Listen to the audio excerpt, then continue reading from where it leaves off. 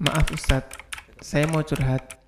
Saya sudah mulai usaha, namun beberapa kali gagal. Saya coba usaha lagi, tapi gagal lagi. Mohon nasihatnya Ustadz, bagaimana agar saya kuat menjalani cobaan ini? Saya takut kufur kepada takdir.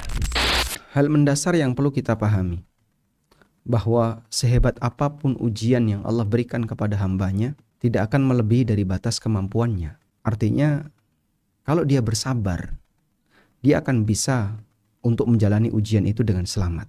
Ujian yang kita alami tidak lebih besar dibandingkan ujian yang dialami oleh Rasulullah SAW, para nabi, maupun orang-orang soleh yang menyertai perjuangan mereka. Luar biasa ujian yang dialami oleh para sahabat. Mereka sampai harus kehilangan seluruh hartanya.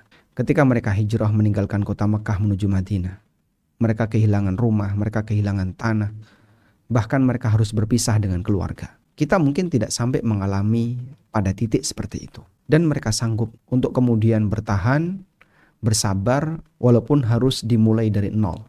Anda mungkin mengalami ujian ekonomi yang berat. Sudah berkali-kali usaha, tapi gagal. Usaha lagi, gagal lagi. Dan terkadang membuat kita jadi stres, tertekan. Hal terpenting adalah Anda perlu pahami bahwa sehebat apapun ujian yang Anda alami, tidak akan mengurangi jatah rizki kita sebagai hamba. Karena Allah Subhanahu wa ta'ala telah menetapkan jatah rizki seluruh hambanya.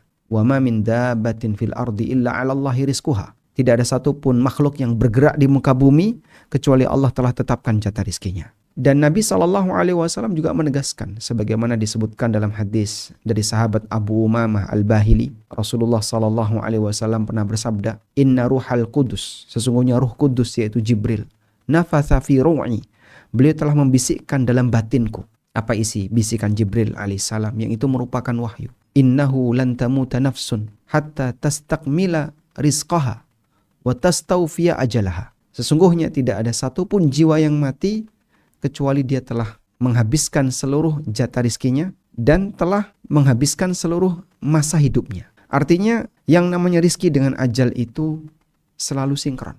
Rizki habis, mati. Sehingga sepanjang orang itu hidup, dia pasti punya jatah rizki. Rizki untuk dirinya, rizki untuk istrinya dan anak-anaknya. Ketika dalam satu keluarga yang kerja hanya satu orang misalnya. Seorang bapak sementara istri dan anak-anak tidak kerja.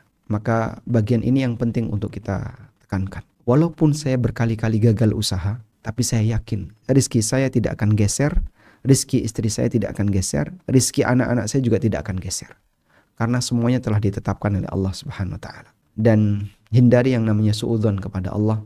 Sebab semua perbuatan Allah pasti ada hikmahnya yang kita tidak tahu, meskipun itu rasanya sangat pahit. Demikianlah pengaruh iman kepada takdir yang kata Nabi SAW dalam hadis Jibril, beliau mengatakan, wa tu'mina bil qadari khairihi wa syarri. Dan kau beriman terhadap takdir yang baik maupun yang buruk. Artinya Anda mendapatkan kenikmatan, itu takdir Allah. Dan ketika Anda sedang mendapatkan musibah, itu adalah takdir Allah. Sehingga perhatikanlah siapa yang menakdirkan itu. Zat yang maha agung, yang maha mulia. Pasti diiringi dengan hikmah, ilmu.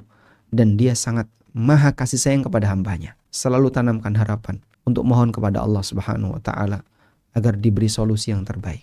Dengan mengedepankan sikap husnudzon, semoga musibah yang kali ini Anda alami di dunia tidak menyebabkan musibah yang lebih besar, yaitu musibah terhadap agama yang itu bisa merugikan akhirat kita. Haji Furoda bareng Ustadz Amin Nurbait hanya $18.000.